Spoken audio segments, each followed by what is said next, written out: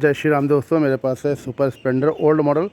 और चलिए आपको दिखाते हैं इसमें बदलना है मुझे क्लच प्लेट। तो क्लच पूरा खोल दिया गया था और उसके बाद में इसमें करते हैं आपका क्लच पूरा फिट करना है। तो क्लच में इसमें क्लच प्लेट वगैरह मेरी पूरी ख़राब हो गई थी। क्लच प्लेट आपको दिखाते हैं, क्लच प्लेट मेरी ख़राब हो गई थी, बिल्कुल एकदम बहुत ज़्यादा डैमेज हो गई थी और बिल्कुल भी पिकअप नहीं ले पा रही थी। तो क्लच प्लेट हमारी जब ख़राब होती गाड़ी हमारी जो है बिल्कुल पिकअप नहीं लेती, इंजन साउंड ज़्यादा करेगा और आपकी गाड़ी भागेगी नहीं। और यहाँ पे आपका सेंटर है, सेंटर भी मेरा पूरा कट गया था, तो हाफ सेंटर इसमें नया डालेंगे।